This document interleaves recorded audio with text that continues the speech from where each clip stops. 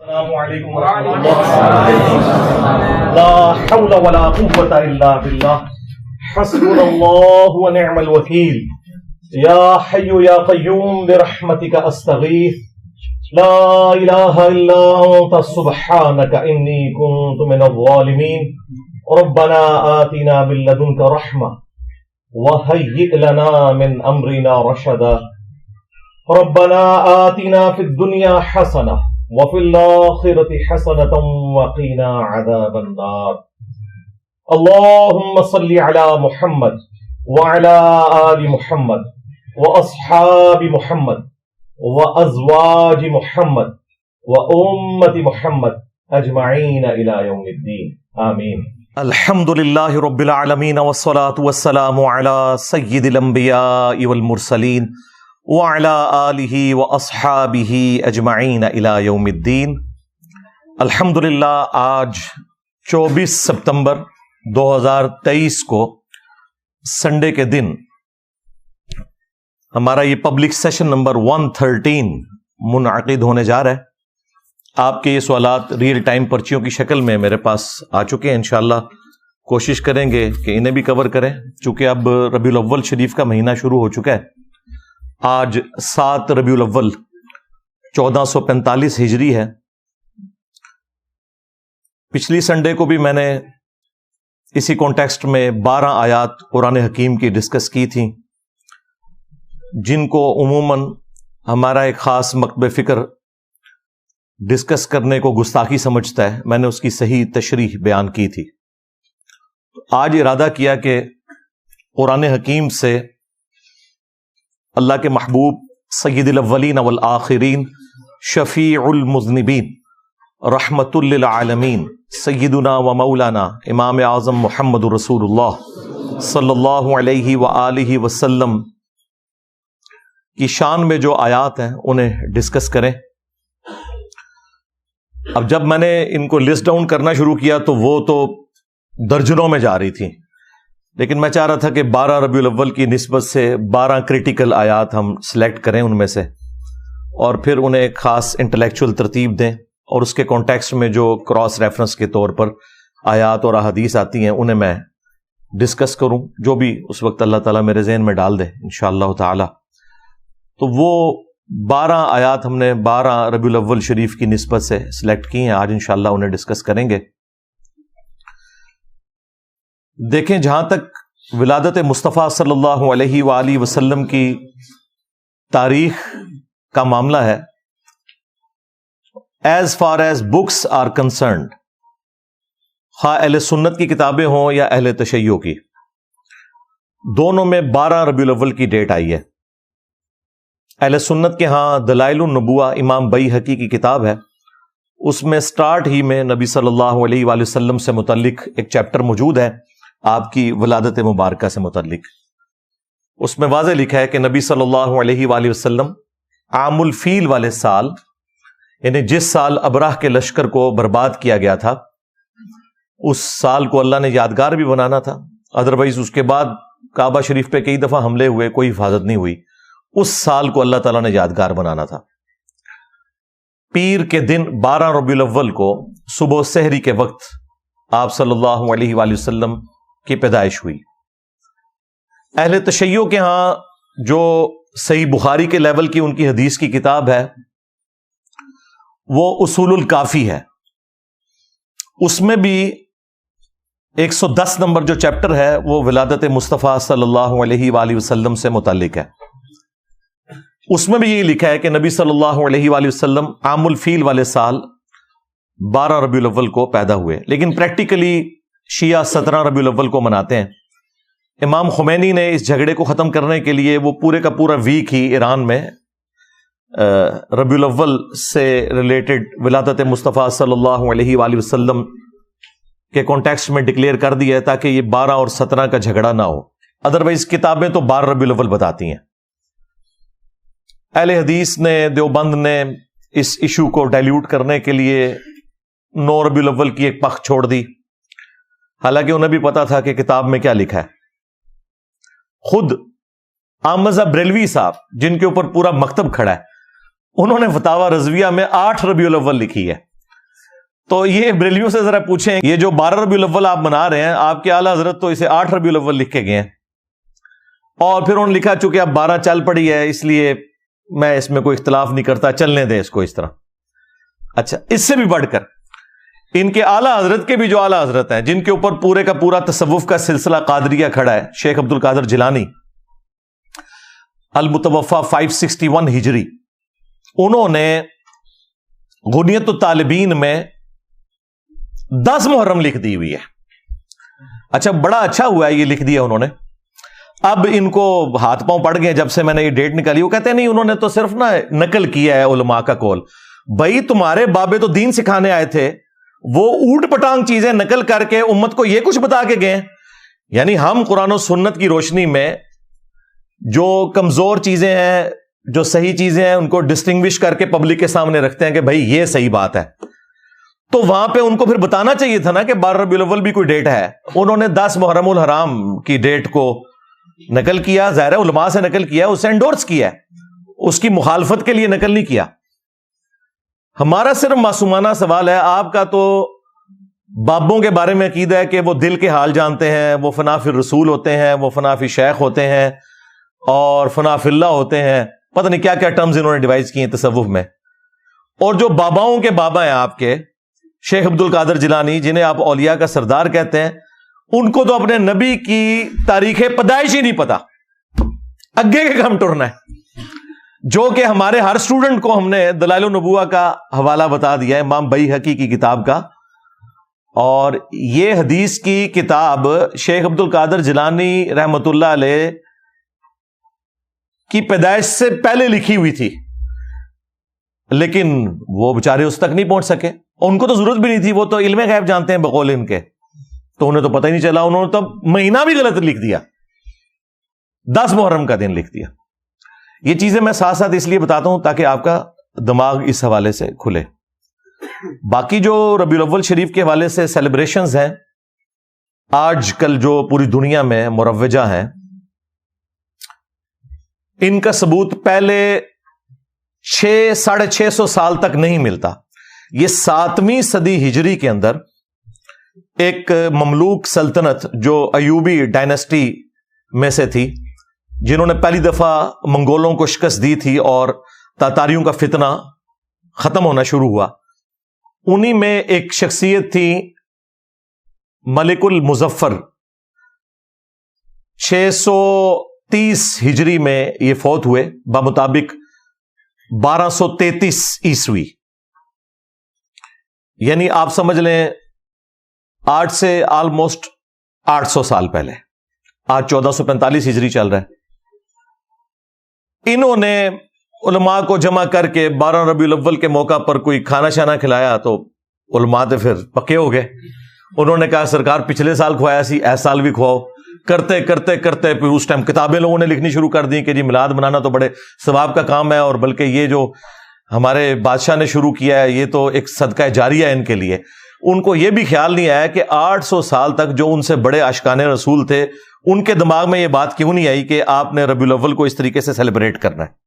جہاں تک ربیع الاول کے مہینے میں نبی صلی اللہ علیہ وآلہ وسلم کی شخصیت کو ڈسکس کرنا ہے، اس کے اوپر تو اجماع امت ہے، اس سے کسی کو انکار نہیں ہے، لیکن یہ جھنڈیاں لگا کے، سبیلیں لگا کے، اور اس کو ایک پراپر شکل دینا ہے ایک ایونٹ کی، اس طرح تو کبھی نہیں ہوا۔ میں خلفائے ثلاثہ کی بات نہیں کرتا، ہو سکتا ہے کہ یہ کہیں کہ ان کے زمانے تک حدیثیں شاید ان تک نہیں پہنچی تھی، لیکن جو چوتھے خلیفہ تھے سیدنا علی ابن ابی طالب، وہ 5 سال تک کوفے میں رہے ہیں، تینوں خلفاء کے ساتھ ان کا وقت گزرا ہے۔ کوئی ہمیں ضعیف نہیں، کوئی جھوٹی روایتی دکھا دیں ان کی طرف منسوب کہ انہوں نے کبھی کوفے کے اندر میلاد کا جلوس نکالا ہو، حالانکہ یہ پاسبل تھا، جھنڈیاں اس زمانے میں بھی کپڑے کی بنتی تھی، لیکن وہ جنگوں میں جھنڈوں کے لیے۔ کوئی محفل نعت اس طرح کی منعقد کی ہو اور اس طرح کے معاملات لے کے چلے ہوں، جس کو انہوں نے آج اس درجے تک پہنچا دیا ہے کہ یہ کہتے ہیں کہ سوائے ابلیس کے جہاں میں سبھی تو خوشیاں منا رہے ہیں۔ یعنی وہ یہ بتانا چاہتے ہیں کہ پہلے 800 سال کے مسلمان سارے ابلیس تھے اور ہم عاشقان رسول ہیں، اور انہیں یہ پتہ ہی نہیں کہ وہ انجانے میں صحابہ کرام کو خلفائے راشدین کو، اہل البیت کو علیہم السلام اجمعین ورضی اللہ عنہم اجمعین گستاخی کے فتوے کی زد میں لے کے آ رہے ہیں، کیونکہ ان کے زمانے میں تو یہ کچھ نہیں ہوا۔ پھر اس کو جو ترویج ملی ہے نا زیادہ، وہ آٹومان امپائر جو تھی سلطنت عثمانیہ، 1588 عیسوی کے اندر، آج چل رہا ہے 24 ستمبر 2023، 1588 عیسوی میں جو سلطنت عثمانیہ تھی انہوں نے اپنی امپائر کے اندر آفیشلی 12 ربیع الاول کی چھٹی ڈکلیئر کر دی، یعنی پھر پراپرلی اس پورے مسئلے کو گود لے لیا انہوں نے، اور پھر وہ سارے کا سارا سلسلہ چلتا رہا۔ یہی وجہ ہے کہ آپ کو ہمارے بریلوی علماء کہتے نظر آئیں گے کہ جی یہ وہابیوں کے آنے سے پہلے تو وہاں میلاد کے جلوس نکلتے تھے مکہ مدینے میں۔ جناب وہ جو نکلتے تھے مکہ مدینے میں جلسے جلوس، وہ 400 سال پہلے ہی سٹارٹ ہوئے تھے، اور جو پہلے 800 سال کے مسلمان ہیں جو جلسے جلوس نہیں نکالتے تھے، ان کے بارے میں آپ کا کیا عقیدہ ہے؟ یہ کہتے ہیں نہیں پرانے بزرگوں کو نہیں مانتے۔ سرکار پرانوں کے نہیں، درمیانوں کو نہیں مانتے۔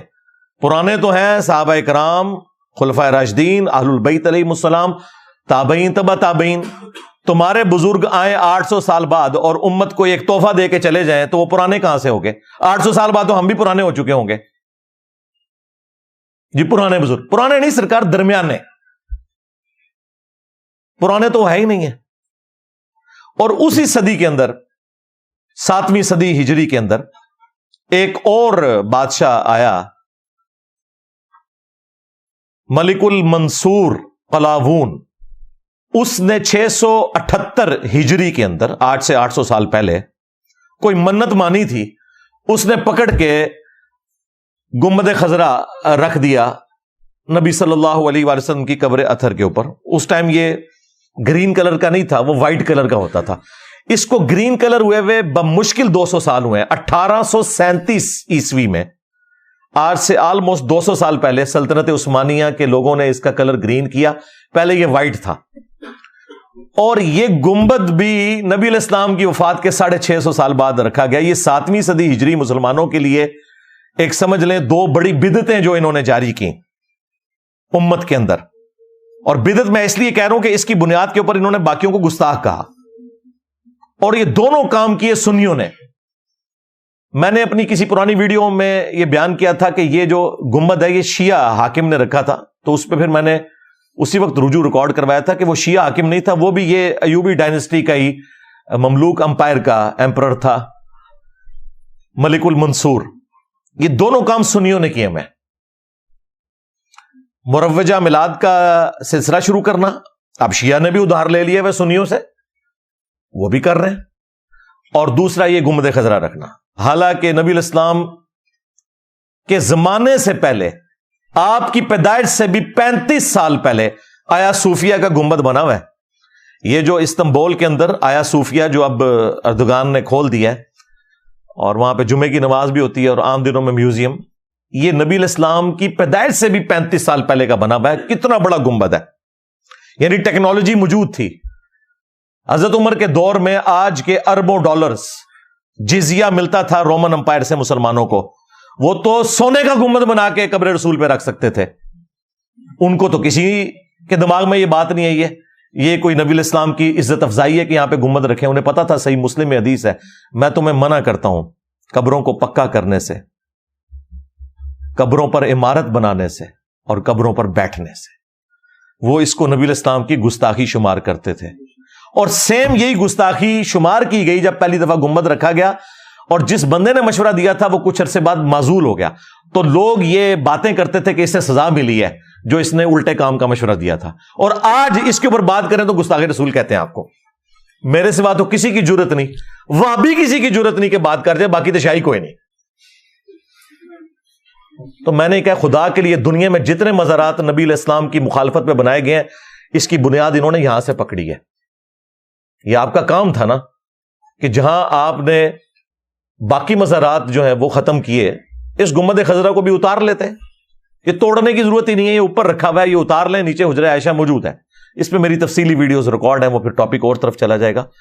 بہرحال 1926 کے اندر سعودی حکومت نے جو باقی مزارات تھے وہ سارے ختم کر دیے جو بقیہ غرقد میں تھے، اور سب سے بڑا کام جو انہوں نے کیا کہ 400 سال تک جو امت کی جمعیت کو آٹومانم امپائر نے توڑا، خانہ کعبہ میں 4 مسلح ڈالے ہوئے تھے انہوں نے. ویسے کہتے ہیں چاروں امام حق پہ ہیں، اگر چاروں حق پہ ہیں تو مسلح 4 کیوں ہیں؟ ساروں کے ایک کے پیچھے پڑھو. چلو 4 مسلح تھے، فجر کی نماز سارے حنفیوں کے پیچھے پڑھ لو، ظہر کی سارے شافیوں کے پیچھے. نہ پیرلل میں 4 جماعتیں کرواتے تھے 1517 سے لے کے 1917 تک. اگر یہ ورلڈ وار 1 نہ ہوتی اور سلطنت عثمانیہ نہ ٹوٹتی تو یہ بدعت آج بھی موجود ہوتی. اس ورلڈ وار کا ایک فائدہ امت کو ہو گیا کہ وہ بدعت اٹھ گئی، اور اب ایک مسلح وہاں پہ. 400 سال تک انہوں نے 4 مسلح ڈالے. آپ اندازہ لگائیں کہ انہوں نے مسلمانوں کی جمعیت کو توڑا، اور کہتے ہیں یہ ہمارے بزرگوں کی خدمات ہیں. انجینئر صاحب بزرگوں پہ بولتے ہیں، بھائی وہ بزرگ جو ہیں وہ آپ کے بزرگ ہیں. ہمارے بزرگ وہ ہیں کہ جب وہ لوگ پیدا بھی نہیں ہوئے تھے نا، اس سے بھی 800 سال پہلے جو بزرگ تھے وہ ہمارے بزرگ ہیں. بدعتیں تم داخل کرو دین میں. جب ہم بولیں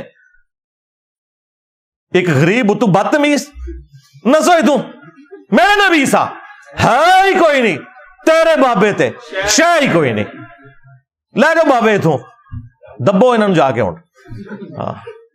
بالکل اب کوئی لحاظ نہیں. جس طرح سیدنا عمر نے کہا تھا نا، نبی الاسلام نے اس وقت زمینیں تمہیں دی تھی جب اسلام کمزور تھا، اب اسلام مضبوط ہو گیا ہے، اب یہ زمینیں جو ہے بیت المال میں جمع کرواؤ، ادروائز ان کے اوپر کاشتکاری کرو اور اس میں سے حصہ جو ہے بیت المال کو دو. تو میں بھی انہوں نے سیدھا ہو گیا کہ بھائی یہ ہوں پرانیاں گلاں. ہوں اللہ دے فضل نال یہ دعوت جس طریقے سے اللہ تعالیٰ نے مسلمانوں میں راسخ کی ہے، بالکل سٹریٹ فارورڈ آنکھوں میں آنکھیں ڈال کے بات کریں گے انشاءاللہ تعالیٰ. لیکن علمی اختلاف، کوئی ایکسٹرا جوڈیشل ایکٹیویٹی پرفارم نہیں کرنی. وہ تو ہماری ڈاکٹرن کے خلاف ہے، خواہ کوئی ریاستی ادارہ کرے خواہ کوئی مذہبی جماعت کرے، ہم تو اسے بالکل اسلام کی روح سے سمجھتے ہی حرام ہے. علمی اختلاف. تو یہ کام ان کے بزرگ ڈال کے گئے ہیں. جب ہم وہ بتاتے ہیں کہ انہوں نے یہ کام ڈالا ہے، امت کی جمعیت کو توڑا ہے، تو کہتے ہیں یہ بزرگوں کی گستاخی کرتے ہیں. تو میلاد کا بھی سلسلہ 800 سال پہلے شروع کیا انہوں نے. بھائی اس سے پہلے لوگ میلاد کس طرح مناتے تھے؟ وہ صحیح مسلم میں حدیث ہے 2750 انٹرنیشنل نمبرنگ کے مطابق. نبی صلی اللہ علیہ وآلہ وسلم پیر کا روزہ رکھا کرتے تھے.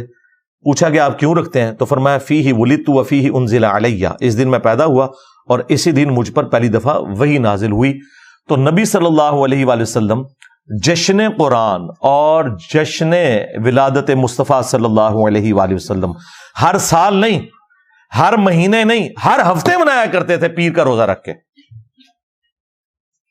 اور انہوں نے لنگر چک کے رکھا ہوتا ہے. نبی علیہ السلام روزہ رکھتے تھے، یہ لنگر نو دب کے رکھتے ہیں. ہاں باپا جانی نے وہ 12 ربیع الاول کا روزہ شروع کروایا، الیاس قادری صاحب نے. وہ بھی 12 ربیع الاول کا روزہ نہیں ہونا چاہیے، منڈے کا روزہ. تو وہ تو ہر ہفتے ہی رکھا جائے، اچھی بات ہے. چلیں ربیع الاول میں ہی رکھ لیں ولادت کی خوشی منانے کے لیے. تو یہ ہے آفیشل طریقہ.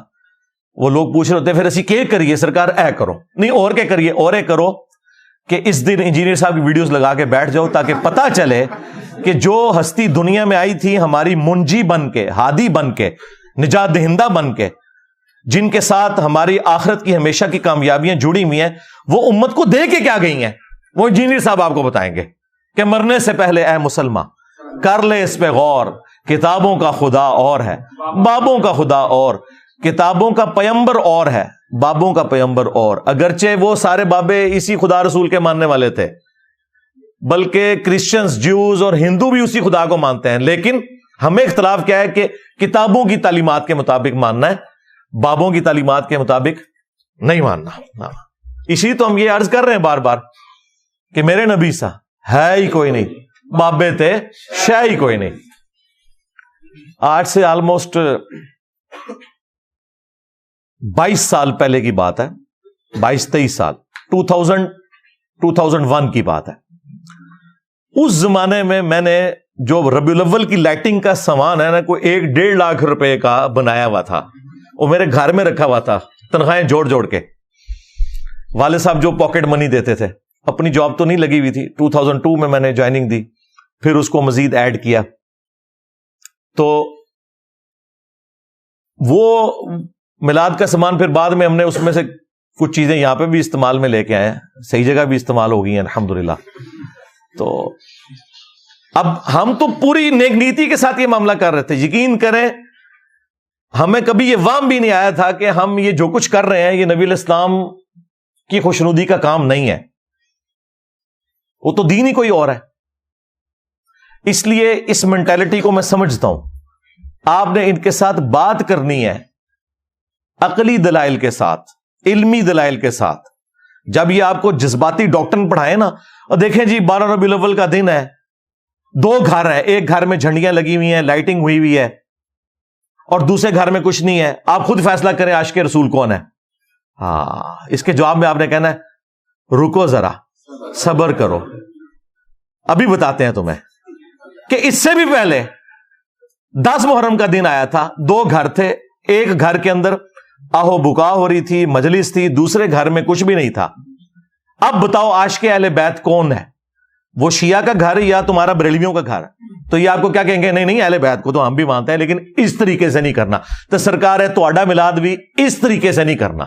آئے ہو نا داڑھ تھلے, ہاں اے میری داڑھ تھلے ہی آ سکتے ہو. کیوں؟ وہ بھی کیا دن تھے, ہم بھی ایک جن تھے. آج ہم دیو ہیں, ان جنوں کے بھی پیو ہیں, بلکہ دیو کے بھی پیو ہیں, یعنی دیوبند والا دیو. اور اے پیو اے بگوٹن والا نہ لینا, اے علمی طور پہ میں گل کر رہا ہوں. ہاں, ایک ٹیچر کی حیثیت سے کہتے ہیں نا استاد روحانی باپ ہوتا ہے.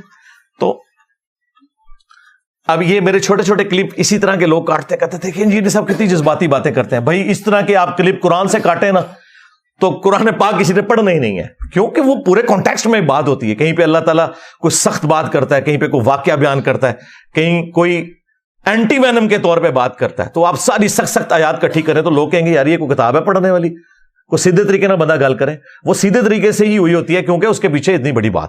اب یہ میری 1-1.5 گھنٹے کی گفتگو ہے, اس میں نے کوئی بات مزاح کے طور پہ کرنی ہے, کوئی سلوگن کے طور پہ کرنی ہے, تو اس کو بیچ میں سے کاٹ کے یہ سمجھنا کہ یہ کوئی متکبر ہو گیا, یہ ہو گیا. بھائی تمہارے سسٹم کے بینیفیشری نہیں ہے, ہاں 1 روپے کے روادار نہیں ہے, اللہ کے فضل سے اپنی جیب سے کھلایا ہے. اور یہ اس لیے نہیں کہ وہ کسی سے کوئی احسان والا معاملہ کر رہے ہیں, بلکہ ہم اس سسٹم کو غلط سمجھتے ہیں جو چندوں کی بنیاد پہ چلا ہوا ہے. یہ آپ کو کبھی بھی حق بات نہیں بتائے گا. تو ہم نے سسٹم سے کچھ بھی حاصل نہیں کیا سوائے اپنی لائف کو ونریبل کیا, اپنی فیملی کی لائف کو, اپنے قریبی ٹیم ممبرز کی لائف کو ونریبل کیا. اس سسٹم سے حاصل تو کچھ نہیں کیا. سب سے بڑی کوئی چیز ہو سکتی تھی نا, وہ یہ تھی کہ میں اپنے یوٹیوب کے چینل کو ویڈیو ایڈز کے اوپر مونیٹائز کرتا اور 1 کروڑ روپیہ کم از کم مہینے کا میں کماتا. ہاں, ہر مہینے میں 100-150 مولوی خرید لینا, ہاں آ کے میرے آکی وی لاگ بنا لے ہوں. ہاں یہ بھی نہیں کیتا یار, میں ان کڈیا کے آئے چوں. یہی کچھ ہی کرنا ہوتا ہے نا, کسی نے کوئی دنیا میں کوئی چیز گین کرنی ہوتی ہے. کسی پبلک گیدرنگ میں نہیں جاتا, ٹھیک ہے, نہ مجھے کوئی شوق ہے کوئی پولیٹیکل جماعت جوائن کرنے کا. بس مسکینوں کی طرح مولا علی کی طرح زندگی گزار رہے ہیں اللہ کے فضل سے, اپنے نبی کے مجاہد بن کے صلی اللہ علیہ وآلہ وسلم. صلو علی محمد وآل محمد, اللہم صلی علی محمد وعلی آل محمد واصحاب محمد وازواج محمد اجمعین الی یوم الدین. ہاں جی, اللہ کا نام لے کے اب وہ 12 آیات کور کرتے ہیں انشاءاللہ تعالی. ریفرنس نمبر 1 وہ ہے سورہ آل عمران سورت نمبر 3 کی آیت نمبر 164. اعوذ باللہ من الشیطان الرجیم, بسم اللہ الرحمن الرحیم. لقد من اللہ علی المؤمنین اذ بعث فیہم رسولا. بے شک یہ اللہ تعالی کا احسان ہے مومنین پر کہ اس نے ان میں رسول کو بھیجا, من انفسہم, جو ان کی اپنی جانوں میں سے, یعنی اسی قریش کے قبیلے میں سے ہیں, بنو ہاشم سے, اور اسی سپیشیز سے ہیں. ظاہر ہے کہ جب انسان آباد ہیں تو انسانوں میں پیغمبر آئیں گے. سورہ بنی اسرائیل میں آیا کہ اگر زمین پر فرشتے آباد ہوتے تو ہم فرشتوں میں سے پیغمبر بناتے. اب چونکہ انسان ہے تو ظاہر انسانوں میں سے پیغمبر ہے. یتلو علیہم آیاتہ, ان کا منصب یہ ہے کہ ان پر آیات تلاوت کرتے ہیں قرآن کی. ویزکیہم, اور انہیں پاک کرتے ہیں قرآن کی برکت سے. ان کے دل کے اندر جو قدورتیں ہیں, جو شرکیہ عقائد و نظریات ہیں, جو اخلاقی برائیاں ہیں, ان سے ان کا تزکیہ کرتے ہیں. وَيُعَلِّمُهُمُ الْكِتَابَ وَالْحِكْمَةَ، اور انہیں کتاب اور حکمت کی تعلیم دیتے ہیں. وَإِن كَانُوا مِن قَبْلُ لَفِي ضَلَالٍ مُبِينٍ، اور اس قرآن کے نزول سے پہلے، نبی صلی اللہ علیہ وآلہ وسلم کے مبعوث ہونے سے پہلے یہ لوگ کھلی گمراہی میں تھے. کون؟ صحابہ اکرام. قرآن کے نزول سے پہلے کھلی گمراہی میں تھے، اور ہم لوگ قرآن آنے کے بعد بھی کھلی گمراہی میں ہیں، چونکہ قرآن حکیم سے ہم اپنا تزکیہ نہیں کرتے. وَأُوحِيَ إِلَيَّ هَذَا الْقُرْآنُ لِأُنذِرَكُم بِهِ وَمَن بَلَغَ، اے نبی تم فرماؤ قرآن مجھے اللہ نے اس لیے وحی کیا تاکہ اس کے ذریعے میں تمہیں بھی تبلیغ کر دوں، اور جس تک یہ کتاب پہنچ جائے وہ بھی اسی قرآن کے ذریعے تبلیغ کرے. یہ انسٹرومنٹ آف دعوت ہے نبی صلی اللہ علیہ وآلہ وسلم کا. اب دیکھیں کتنی زبردست بات ہے. اللہ تعالیٰ نے اپنے محبوب صلی اللہ علیہ وآلہ وسلم کی دنیا میں تشریف آوری کو اپنی طرف منسوب کیا ہے کہ یہ میرا احسان ہے. یہاں آپ کو صوفیاء نے نا الٹ بات بتائی ہوئی ہے. وہ کہتے ہیں جی شیخ احمد سرندی کہتے تھے میں اللہ کو مانتا ہی اس لیے ہوں کہ وہ میرے نبی کا رب ہے، اور لوگ کہتے ہیں سبحان اللہ. یار اندازہ کرو یہ نظریات کیا قرآن و سنت میں فٹ ان بیٹھتے ہیں؟ قرآن تو کہہ رہا ہے لقد من اللہ علی المؤمنین اذ بعث فیہم رسولا، یہ اللہ کا احسان ہے کہ اس نے رسول کو بھیجا. یہ الٹ بات کرتے ہیں. جامعہ ترمذی میں حدیث ہے اللہ سے محبت کرو کہ اس نے تمہیں نعمتوں سے نوازا ہے، اور مجھ سے اس لیے محبت کرو کہ میں اللہ کا رسول ہوں، اور میرے اہل البیت سے اس لیے محبت کرو کہ ان کی نسبت میرے ساتھ ہے. نبی علیہ السلام نے تو ہمیں یہ چین سکھائی ہوئی ہے، اور یہ الٹ چلتے ہیں. یقیناً نبی علیہ السلام دنیا پہ اللہ تعالیٰ کا احسان ہے، اور قرآن میں اللہ تعالیٰ نے اسپیسیفکلی قرآن کے حوالے سے فرمایا، اور ظاہر ہے کہ اسے ایکسٹراپولیٹ آپ کر سکتے ہیں. قُلْ بِفَضْلِ اللَّهِ وَبِرَحْمَتِهِ فَبِذَلِكَ فَلْيَفْرَحُوا، اے نبی ان سے فرماؤ کہ اللہ تعالیٰ کے فضل اور رحمت کے ملنے کے اوپر خوب خوشیاں مناؤ. تو کہتے ہیں دیکھیں قرآن میں ہے نا خوشیاں مناؤ، تو ہم اس طرح جھنڈیاں لگاتے ہیں. تو ہم کہتے ہیں بھائی یہ طریقہ بھی نبی علیہ السلام خود بتا کے گئے ہیں. صحیح مسلم میں 2750 نمبر حدیث، آپ علیہ السلام پیر کا روزہ رکھتے تھے. پوچھا گیا کیوں رکھتے ہیں؟ فرمایا فیہ ولدت وفیہ انزل علیہ، اس دن میں پیدا ہوا اور اس دن مجھ پر پہلی دفعہ وحی نازل ہوئی. یعنی جشن قرآن اور جشن ولادت مصطفیٰ صلی اللہ علیہ وآلہ وسلم، اللہ کے محبوب صلی اللہ علیہ وآلہ وسلم نے ہر پیر کو منائی. سال کے بعد نہیں، مہینے کے بعد نہیں، ہر پیر کو روزہ رکھے. باقی میں اس کی چونکہ ہسٹری پہ پہلے ڈسکشن کر چکا ہوں، میں اس کی تفصیل میں نہیں جاتا. آیت نمبر 2 دوسرا ریفرنس وہ ہے سورۃ الاعراف، سورت نمبر 7 کی آیت نمبر 157. یہ بہت کریٹیکل آیت ہے. نبی علیہ السلام کے دنیا میں آنے کا مقصد کیا ہے وہ بیان ہوا ہے. اس سے زیادہ اہم چیز تو کوئی نہیں ہو سکتی. اللہ تعالیٰ نے جو آخرت میں کامیاب ہونے والے اہل ایمان ہیں نا، ان کی نشانیاں بتاتے ہوئے اسپیسیفکلی نبی علیہ السلام کے مبارک زمانے میں جو دوسرے ادیان کے ماننے والے لوگ تھے ان کو بھی اس حوالے سے گائیڈ لائنز دیں، اور مسلمانوں کو بھی، کہ کامیابی کن لوگوں کا مقدر ہونے والی ہے. الذین یتبعون الرسول النبی الامی، وہ لوگ جو کہ پیروی کرتے ہیں نبی امی کی. یہ امی کی نسبت ام القری مکے کی طرف بھی ہو سکتی ہے، اور امی کی نسبت نبی علیہ السلام کی اس صفت کی طرف بھی ہے کہ آپ علیہ السلام لکھنا پڑھنا نہیں جانتے تھے، اور یہ آپ کا معجزہ تھا. کیونکہ سورۃ العنکبوت میں آیا ہے کہ اس قرآن کے نزول سے پہلے نہ تو آپ کتاب سے کوئی چیز پڑھ سکتے تھے اور نہ اپنے دائیں ہاتھ سے لکھ سکتے تھے، ورنہ کافروں کو یہ چیز شک میں مبتلا کر دیتی کہ کتاب آپ نے خود لکھ لی ہے. یہ آپ علیہ السلام کے کیس میں معجزہ تھا. ہاں، شاعر ہونا ڈاکٹر اقبال کی خوبی ہے، لیکن نبی کے لیے شاعر ہونا خوبی نہیں ہے. وما علمناہ الشعر وما ينبغی لہ، ہم نے ان کو شعر کہنا نہیں سکھایا، اور نہ یہ ان کی شان کے لائق ہے. تو نبی علیہ السلام کا پڑھا لکھا نہ ہونا یہ آپ کی شان کے لائق تھا. یہ کوئی نعوذ باللہ جہالت نہیں ہے یا ان پڑھ ہونا نہیں ہے. اللہ تعالیٰ نے آپ کو علوم سکھائے، لیکن آپ لکھ نہیں سکتے تھے، کتاب سے پڑھ نہیں سکتے تھے، کیونکہ آپ کا معجزہ ہی قرآن تھا. لوگوں نے کہنا تھا کہ ہاں جی یہ اس نے اتنے عرصے تک خود لکھ لی ہے کتاب. یہ اس کے پیچھے حکمت تھی. تو نبی امی کی پیروی کرتے ہیں. الذی یجدونہ مکتوبا عندہم فی التوراۃ والانجیل، اور یہ نبی امی وہ ہیں کہ جن کا ذکر یہ لکھا ہوا پاتے ہیں اپنے پاس آلریڈی، جو تورات اور انجیل یعنی اولڈ ٹیسٹمنٹ اور نیو ٹیسٹمنٹ میں ہے، نبی الاسلام کا مبارک ذکر بھی اور اس فائنل ٹیسٹمنٹ قرآن کا ذکر بھی، وہ آج بھی موجود ہے۔ آپ ڈیوٹرونومی چیپٹر نکالیں اولڈ ٹیسٹمنٹ کا، اس میں نبی الاسلام کی پیشگوئی موجود ہے۔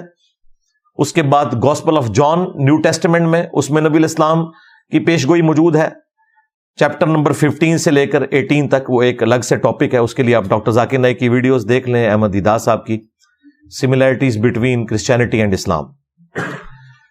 یأمرہم بالمعروف، وہ حکم دیتے ہیں ان کو نیکی کے کاموں کا، وینہاہم عن المنکر، اور برائی سے منع فرماتے ہیں، وَيُحِلُّ لَهُمُ الطَّيِّبَاتِ، اور ان کے لیے جو پاکیزہ چیزیں ہیں ان کو حلال ٹھہراتے ہیں، وَيُحَرِّمُ عَلَيْهِمُ الْخَبَائِثِ، اور جو گندگی والی چیزیں ہیں وہ حرام کرتے ہیں۔ یعنی نبی الاسلام کو ظاہر ہے اللہ تعالیٰ نے شارع بنا کر بھیجا ہے، اور شریعت کا کسٹوڈین دنیا میں آن دا بہاف آف گاڈ نبی الاسلام کی مبارک ذات ہے، تو آپ حلال اور حرام چیزوں کے بارے میں بتاتے ہیں۔ وَيَضَعُ عَنْهُمْ إِصْرَهُمْ، اور جو ان کے اوپر بوجھ پڑا ہوا ہے وہ ان سے دور کرتے ہیں، وَالْأَغْلَالَ الَّتِي كَانَتْ عَلَيْهِمْ، اور جو ان کے گردنوں میں غلامی کے پھندے ہیں وہ دور کرتے ہیں۔ یعنی جو انہوں نے خود ساختہ شریعت میں اپنے اوپر کتنی پابندیاں جیوز نے لگا لی ہوئی تھیں، کرسچنز نے رہبانیت شروع کر دی، شادی کرنا چھوڑ دی، جنگلوں میں رہنا شروع کر دیا، اسی طریقے سے مشرکین عرب کے اندر بھی خود ساختہ کئی ایک چیزیں انہوں نے داخل کر لی تھیں، جس کی وجہ سے عورتوں کو بیسک رائٹس نہیں ملتے تھے، غلاموں کے کوئی حقوق نہیں تھے، اس طرح کی ساری چیزیں نبی الاسلام نے آ کے ختم فرمائی۔ اب سرکار بڑی کانٹے کی بات آ رہی ہے، اب اس آئینے میں ہم سب نے اپنی شکل دیکھنی ہے۔ فَالَّذِينَ آمَنُوا بِهِ، پس جو لوگ ایمان لائیں گے جو ان کے ساتھ نازل ہوا، یعنی قرآن اور اللہ کے محبوب صلی اللہ علیہ وآلہ وسلم کی تعلیمات، اسلام، آپ صلی اللہ علیہ وآلہ وسلم پر جو ایمان لائیں، وَعَزَّرُوهُ، اور ان کی تعظیم کریں، یعنی نبی الاسلام پر ایمان لانے کے بعد سب سے ضروری چیز آپ کی تعظیم کرنا ہے۔ وَنَصَرُوهُ، اور جو لوگ ان کی مدد کریں۔ مدد کیا ہے؟ نبی الاسلام نے کوئی دنیاوی طور پہ تو کاروبار اسٹیبلش نہیں کیا، مدد یہ ہے کہ دین کے کام میں آپ نے ان کی مدد کرنی ہے، جو حضرت عیسیٰ ابن مریم نے بھی کہا تھا، من انصاری اللہ، کون ہے جو اللہ کے لیے میری مدد کرے؟ اس سے لوگوں نے غیر اللہ کی مدد نکالی ہوئی ہے۔ دیکھو ان لوگوں کا انٹلیکچوئل لیول کیا ہے۔ وہ یہ تو نہیں کہ مرے ہوئے لوگوں کو حضرت عیسیٰ بلا بلا کے کہتے تھے لکھ لو قبروں سے اور میری مدد کرو۔ قال الحواریون نحن انصار اللہ، جو ان کے ساتھی تھے انہوں نے کہا ہم اللہ کے مددگار ہیں، ان کے دین کے مددگار ہیں۔ تو نبی الاسلام کے بھی صحابہ اور اہل بیت آپ کے مددگار تھے، آج ہم بھی نبی الاسلام کے اس حوالے سے مددگار ہیں کہ آپ کے دین کے لیے ہم اپنا تن من دھن لگائیں، اور اس میں سب سے پہلے ہمیں اپنی آخرت کی فکر ہے، اور ان کی مدد کریں۔ وَاتَّبَعُوا النُّورَ الَّذِي أُنزِلَ مَعَهُ، اور پیروی کریں اس نور کی جو ان کے ساتھ نازل ہوا، یعنی قرآن۔ اولئک هم المفلحون، ایسے ہی لوگ ہیں جو فلاح پائیں گے۔ یعنی فلاح پانے کے لیے نبی الاسلام پر ایمان لانا، ان کی تعظیم کرنا، دین کے معاملے میں ان کی مدد کرنا، اور قرآن کی پیروی کرنا۔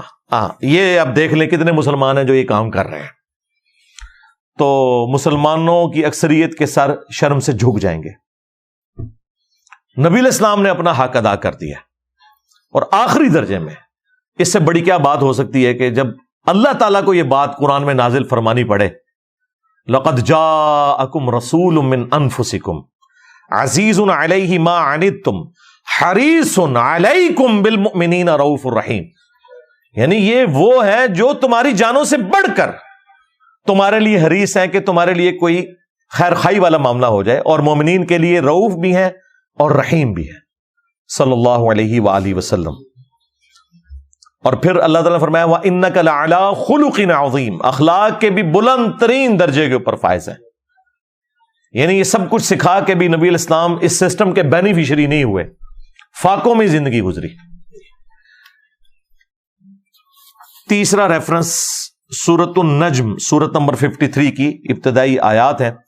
وَالنَّجْمِ اِذَا ہَوَا، قسم ہے ستارے کی کہ جب وہ ڈوبتا ہے. ستارہ تو ڈوب سکتا ہے اور ظاہر ہے اللہ تعالیٰ نے زوال رکھا ہے ہر چیز کو، لیکن مَا ضَلَّ صَاحِبُكُمْ وَمَا غَوَا، تمہارے نبی نہ کبھی بہکے ہیں اور نہ کبھی بے راہ چلے ہیں. ستارہ تو ڈوب سکتا ہے اور قسم ہے وہ ہماری قدرت کی نشانی ہے، لیکن یہ جو ہستی تمہارے پاس آئی ہیں ما ضل صاحبکم وما غوا، نہ کبھی گمراہ ہوئے ہیں اور نہ کبھی بے راہ چلے ہیں. لہذا وہ جو آیت ہے نا ووجدک ضالا فہدا، اے نبی ہم نے تمہیں اپنی محبت میں خود رفتہ پایا تو ہدایت کے اعلیٰ ترین درجے پر پہنچا دیا. یہ اعلیٰ حضرت کا ترجمہ بالکل ٹھیک ہے. یہ جو وہابیوں نے ترجمہ کیا دیوبند اور اہل حدیث نے، وہ بالکل گستاخانہ ترجمہ ہے. نبی کے کیس میں جب یہ لفظ آئے گا نا ضال، تو اس میں محبت میں خود رفتہ پانا. اب کوئی پوچھ سکتا ہے اس کا اسلوب کیا ہے؟ قرآن میں ہی موجود ہے. حضرت یوسف علیہ السلام کے بھائیوں نے جو کہ صحابہ تھے اپنے والد کے یعقوب علیہ السلام کے، اپنے ابا جان کے بارے میں کہا ان ابانا لفی ضلال مبین، بے شک ہمارے ابا جان تو یوسف کی محبت میں ڈوب چکے ہیں. حالانکہ وہاں وہی لفظ ضلال آیا ہوا ہے، لیکن وہاں کیا وہ یہ تو نہیں کہہ رہے تھے ہمارے ابا جان گمراہ ہو چکے ہیں، نہیں، محبت میں ڈوب چکے ہیں. ووجدک ضالا فہدا، اے نبی ہم نے آپ کو اپنی محبت میں خود رفتہ پایا تو آپ کو ہدایت کے بلند ترین مرتبے پر پہنچا دیا. ڈیٹم لیول کی ہدایت تو آپ کی پیدائش سے لے کر وفات تک ہے. ہر ایک پیغمبر اللہ تعالیٰ کی حفاظت میں ہوتا ہے پیدائش سے لے کر وفات تک، لیکن اعلیٰ درجے کی جو ہدایت ہے وہ اللہ تعالیٰ وحی کے ذریعے اسے عطا فرماتا ہے. وما ينطق عن الهوى، اور یہ اپنی خواہش نفس سے کچھ نہیں کہتے. ان ہوا الا وحی یوحا، یہ وہ کہتے ہیں جو اللہ تعالیٰ انہیں وحی فرماتا ہے. یعنی نبی علیہ السلام کی یہ شان ہے. اسی لیے تو ہم کہتے ہیں بھائی امام اس کو مانو جس کی قبر مدینے میں ہے صلی اللہ علیہ وآلہ وسلم، کہ جو نہ کبھی گمراہ ہوئے نہ کبھی بے راہ چلے اور اپنی خواہش سے کچھ نہیں کہتے بلکہ اللہ کی وحی کی تائید کے ساتھ بولتے ہیں. اگر کہیں آپ نے کوئی ذاتی اجتہاد اپنا کیا بھی ہے تب بھی اللہ تعالیٰ نے وحی کے ذریعے اس کی ریمیڈی فرما دی. اگر وہ اللہ تعالیٰ کو پسند نہیں آیا، وہ گناہ کی کیٹیگری میں نہیں ہوتا، اسے لغزش کہا جاتا ہے. وہ ایک ٹاپک الگ سے ہے، اس پہ میری ویڈیو دیکھ لیں. انبیاء گناہ نہیں کرتے. بہرحال یہ نبی علیہ السلام کا پروٹوکول ہے، اور اسی پروٹوکول کی وجہ سے مسند احمد میں حدیث ہے کہ بلکہ یہ سنن ابی داؤد کے اندر بھی حدیث موجود ہے کہ ایک صحابی تھے عبداللہ بن عمر بن عاص رضی اللہ تعالیٰ عنہ. وہ کہتے ہیں کہ میں نبی علیہ السلام سے جو بھی بات سنتا تھا نا وہ لکھ لیا کرتا تھا. پھر مجھے کچھ لوگوں نے کہا کہ نبی علیہ السلام کبھی غصے کی حالت میں ہوتے ہیں، کبھی آپ غم کی حالت میں ہوتے ہیں، تو تم ہر بات نہ لکھا کرو. تو میں نے لکھنا چھوڑ دیا. نبی علیہ السلام نے کچھ دن کے بعد پوچھا کہ تم کیوں نہیں لکھ رہے؟ تو انہوں نے کہا یا رسول اللہ اس طرح مجھے لوگوں نے کہا تھا تو میں نے لکھنا چھوڑ دیا. تو آپ علیہ السلام نے فرمایا کہ اللہ کی قسم، اپنی مبارک زبان کو پکڑا، اللہ کی قسم اس زبان سے حق کے سوا کچھ نہیں نکلتا. یہ پروٹوکول صرف نبی علیہ السلام کا ہے، اور اللہ تعالیٰ نے اسی پروٹوکول کی وجہ سے نبی علیہ السلام کو اس پلانٹ ارتھ پہ اپنا خلیفہ بنایا. وما رمیت اذ رمیت ولکن اللہ رما.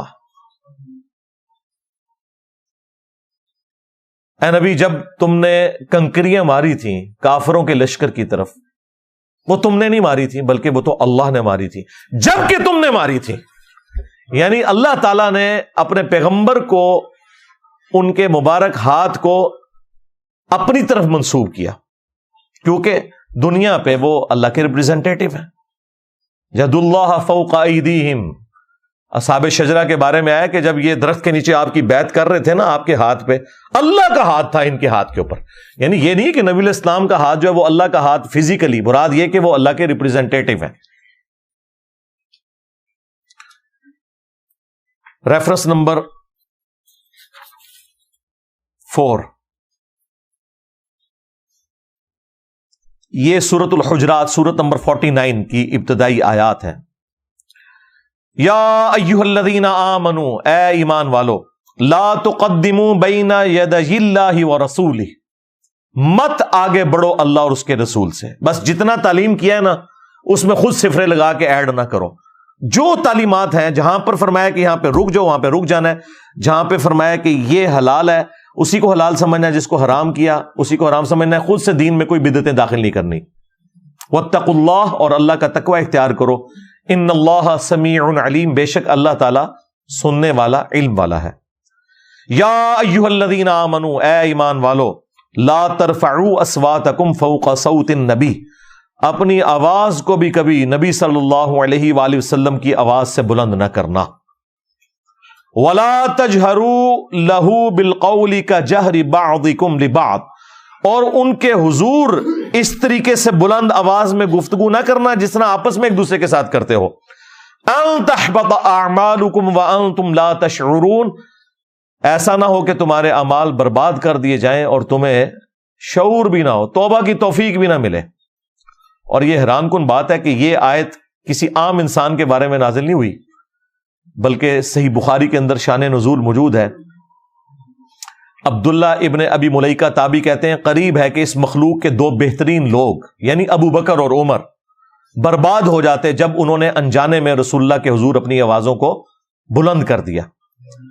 ایک قبیلہ آیا ہوا تھا, نبی الاسلام کی یہ مبارک عادت تھی کہ جب قبیلہ اسلام قبول کر کے واپس جاتا تھا تو ایک فوکل پرسن آپ مقرر کرتے تھے.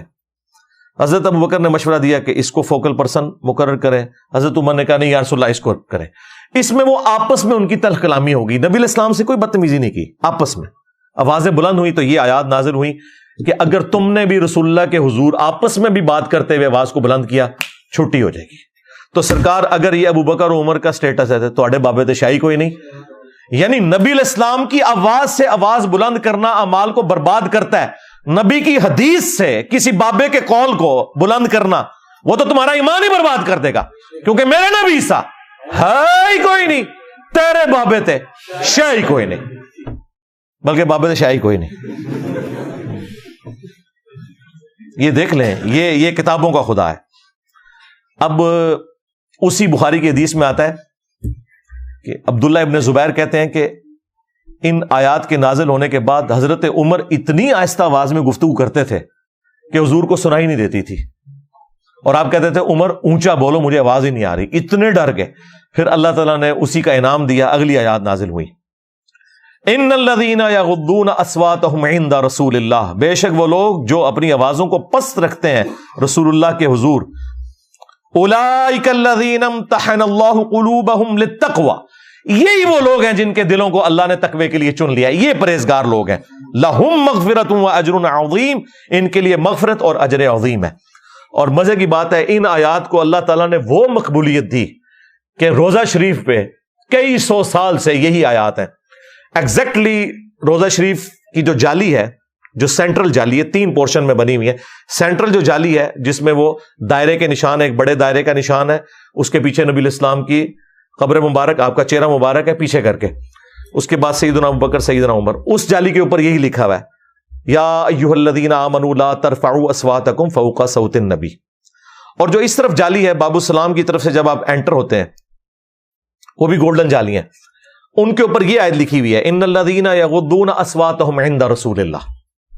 اور جو باب جبریل کی طرف تیسری جالیاں آتی ہیں جب آپ سلام عرض کر کے آگے چلتے ہیں تو ان کے اوپر پھر وہ آیت لکھی ہے ما کان محمد ابا احد من رجالکم ولکن رسول اللہ وخاتم النبیین. تو میرے بھائی یہ بڑا سینسٹیو ایشو ہے. یہاں تو لوگ کہتے ہیں جی خیر ہے حدیث, بلکہ وہ تو ایک مفتی کہتا ہے جی یہ ہمیں بار بار نہ بتایا کرو حدیث میں آیا ہے, حدیث میں آیا کہ دسیے تنو فتاوی عالمگیری چ آیا ہے, قدوری شریف ہی آیا ہے کہ کتے نال منہ کالا کر لو تے کھوتے نال منہ کالا کر لو تے اے ہوندا ہے, اے دسیے تنو, ہمیں نہ حدیثیں سنایا کرو. سورۃ النساء کی آیت نمبر 65 میں اللہ تعالیٰ نے فرمایا ہے کہ اے نبی تیرے رب ہونے کی قسم یہ مومن ہی نہیں ہو سکتے جب تک کہ ہر معاملے میں آپ کو اپنا حاکم نہ مان لیں, اور جب آپ فیصلہ کر دیں تو اپنے دل میں بھی اس کے بارے میں کوئی کجی محسوس نہ کریں, تب یہ مومن ہوں گے. اب ان کو نہیں ہضم ہوتا, یعنی نبی الاسلام کی ہم حدیث بتاتے ہیں ان کو فوراً خیال آتا ہے کہ اچھا یہ اگر حدیث میں لکھا ہوا ہے تو بابا جی انہوں نے سی پتا, وہ پھر ہے کیوں کر کے گئے, وہ تھوڑے بابے تھے کلمے پڑھا کے گئے جی اپنے نامہ دے, चिश्ती रसूलुल्लाह पार्टी, अशरफ थानवी रसूलुल्लाह पार्टी, जिनको कलमे समझ नहीं आए हैं, उनको अगर कुरान और हदीस समझ नहीं आए तो वो छोटी बात है, इतनी काफी है। रेफरेंस नंबर 5, सूरह अल इमरान सूरत नंबर 3 की मशहूर आयत। ये मिलाद के जलसों में आपको अक्सर सुनने को मिलती है, लेकिन क्लास की आयत है, कमाल आयत है। कुल इन कुंतुम तुहिब्बून अल्लाह फत्तबिऊनी युहिब्बुकुमुल्लाह। ऐ नबी, इनसे फरमा दो कि अगर तुम अल्लाह से मोहब्बत का दावा रखते हो, फिर मेरी यानी नबी की इत्तबा करनी होगी।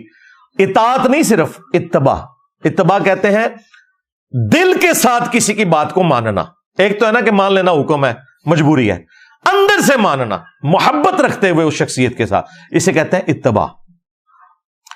युहिब्बुकुमुल्लाह, और अगर ऐसा करोगे फिर अल्लाह तुमसे मोहब्बत करेगा। असल चीज तो यह है, तुम तो वैसे ही दावा करते रहो, वन वे ट्रैफिक चढ़ाते रहो अपने इश्क मोहब्बत की। अगर अल्लाह की मोहब्बत तुम्हें चाहिए ना, फिर नबी की इत्तबा करनी होगी। वयगफिर लकुम ज़ुनूबकुम, फिर वो तुम्हें मुआफ भी कर देगा, तुम्हारे गुनाहों को बख्श भी देगा। वल्लाहु गफूरुर रहीम, और अल्लाह ताला बख्शने वाला, रहम फरमाने वाला है। कुल अतीउल्लाह वर रसूल, ए नबी इनसे फरमाओ इताअत करो, हुक्म मानो अल्लाह का और उसके रसूल का। फ़इन तवल्लऊ, और अगर ये रूगर्दानी करें, फ़इन्नल्लाह ला युहिब्बुल काफिरीन, तो अल्लाह ताला को काफिरों से कोई मोहब्बत नहीं, सीधा काफिर। लेकिन पाकिस्तान के शनाख्ती कार्ड में मुसलमान ही, बेफिक्र हो, कोई मसला नहीं। हाँ, अल्लाह के नजदीक काफिर ना, इतने मुसलमान हो, जनाजा भी पढ़ांगे, हाँ इंशाअल्लाह ताला, कब्र भी बनावांगे, सब कुछ करांगे। हाँ, अल्लाह के हुजूर अगर नाफरमानी के साथ मौत आई है तो अल्लाह के हुजूर तो फिर यही है। और इसी को स्पोर्टिव सूरह निसा में वो आयत है, मैं युतीर रसूला फकद अता अल्लाह, जिसने रसूल का हुक्म माना उसने अल्लाह का हुक्म माना। कहते हैं जी कुरान काफी है, सुन्नत का कहां लिखा हुआ है? जी सुन्नत का लिखा हुआ है ना, जिसने रसूल का हुक्म माना उसने अल्लाह का हुक्म माना।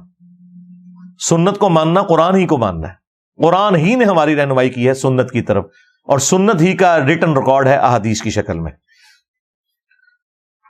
रेफरेंस नंबर 6, ये मैंने तरतीब बड़ी इंटेलेक्चुअल रखी है, ये नहीं है कि मैंने एम रैंडमली दर्जनों आयात में से ये 12 मैंने सेलेक्ट की, उनको भी फिर मैंने कई घंटे लगा के एक इंटेलेक्चुअल तरतीब बने ताकि मुकदमा पहुंचे रबीउल अव्वल शरीफ के इस महीने में कि हमारे नबी इस्लाम की बेइज्जत का मकसद क्या है।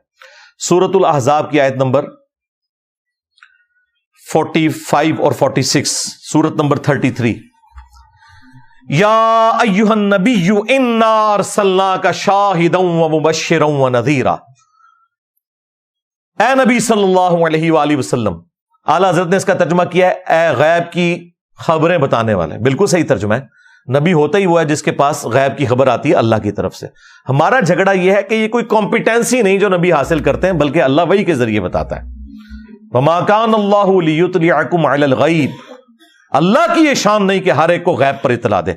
वलाकिन्नल्लाह यजतबी मिन रुसुलिही मन यशा, बल्कि अल्लाह अपने रसूलों में से जिसे चाहता है उसे गैब की खबर देता है। आप उसे गैब की खबर कह लें, उसे इल्म गैब कह लें, ये सारी टर्मिनोलॉजीज दुरुस्त हैं, लेकिन अल्लाह के बताने पर है। ऐ नबी सल्लल्लाहु अलैहि वसल्लम, बेशक हमने आपको भेजा गवाह बनाकर और खुशखबरी देने वाला और डर सुनाने वाला। खुशखबरी अहले ईमान को जन्नत की, और डर जो है वो फासिकीन को जहन्नम का, और शाहिद गवाह। अच्छा, अभी इधर आला हज़रत ने तर्जुमा किया है शाहिद का हाज़िर व नाज़िर, लेकिन आला हज़रत की डंडी आगे जाके पकड़ी जाएगी। सूरतुल बकरा में भी यही लफ्ज आया, सूरतुल हज में आया, वहां पे था कि ये नबी इस उम्मत के ऊपर शाहिद हैं और ये उम्मत अगली उम्मतों पर शाहिद है। तो वहां तर्जुमा आला हज़रत का क्या बनना था? ये नबी इस उम्मत के ऊपर हाज़िर नाज़िर है और पूरी उम्मत सारी इंसानियत के ऊपर जो पहले भी गुजर चुकी हाज़िर नाज़िर है। ओथे आला हज़रत गवाह तर्जुमा किया। गवाह यानी कि अल्लाह के लिए गवाही लेकर खड़े हुए हैं, जो मौलाना मदूदी ने किताब भी लिखी है शहादत अलन नास। ये पूरी उम्मत भी गवाह है, यानी अल्लाह के हक में गवाही देते हुए खड़ी होगी है पूरी इंसानियत तक तौहीद का पैगाम पहुंचाने के लिए। तो नबी इस्लाम भी शहादत अलन नास करने हैं। वो सहाबा कराम के ऊपर गवाह थे, अपने जमाने के लोगों के ऊपर गवाह थे, और फिर हज्जतुल वदा के मौका पर नबी इस्लाम ने उम्मत को यह काम ट्रांसफर किया। अब ये उम्मत भी गवाह है बाकी सारी उम्मत के ऊपर। اور اگلی امتوں پر گواہ ہے کہ ان کے انبیاء کرام نے ان تک بات صحیح پہنچائی تھی. وہ صحیح بخاری میں آتا ہے قوم نوح انکار کر دے گی کہ ہمارے پیغمبر نے کوئی بات ہی ہم تک نہیں پہنچائی, تو پھر امت محمدیہ گواہی دے گی, اور وہ گواہی کس بنیاد پہ دے رہی ہوگی؟ قرآن کی بنیاد پہ. یہ سورۃ البقرہ کی آیت نمبر 143 کے کانٹیکسٹ میں بخاری میں حدیث موجود ہے. تو اے نبی آپ گواہ ہیں, اللہ کے لیے کھڑے ہوئے ہیں, خوشخبری دینے والے, ڈر سنانے والے, وَدَاعِيًا إِلَى اللَّهِ, اور دائی ہیں, بلانے والے ہیں اللہ کی طرف, بِإِذْنِهِ, اس کے اذن کے ساتھ, وَسِرَاجًا مُنِيرًا, اور آپ ایسے سورج ہیں جو چمکا کے رکھ دیتے ہیں باقیوں کو بھی. یعنی جو بھی رسول اللہ کے ساتھ اٹیچ ہو جائے گا دنیا اور آخرت میں کامیابی اس کا مقدر ہوگی. تو نبی علیہ السلام نور ہدایت ہیں. اس آیت کے تحت ہمیں یہ بات پتہ چلی کہ نبی علیہ السلام سراجم منیرہ ہیں, ایسے نور ہیں جو باقیوں کو بھی نور بنا دیتا ہے. یہ ہدایت کے نور کی بات ہو رہی ہے. سورۃ المائدہ میں بھی ہے نا, قد جاءکم من اللہ نور و کتاب مبین, بے شک تمہارے پاس اللہ کی طرف سے ایک نور آیا اور ایک کتاب. وہاں نور سے مراد اہل سنت کے جو سب سے پہلے مفسر ہیں جنہوں نے تفسیر لکھی, تفسیر تبری ابن جریر تبری کی, اسی سے حافظ ابن کثیر نے سارا چھاپا انہی سے مارا ہوا ہے. اصل میں تفسیر پہلی وہ لکھی گئی تھی. انہوں نے اس آیت کے کانٹیکسٹ میں لکھا یہاں نور سے مراد نبی صلی اللہ علیہ وآلہ وسلم کی ذات ہے. لیکن یہ نور ہدایت جو مسند احمد میں حدیث ہے, میں اللہ کے ہاں اس وقت بھی خاتم النبیین لکھا ہوا تھا جب آدم علیہ السلام ابھی مٹی اور پانی کے درمیان تھے.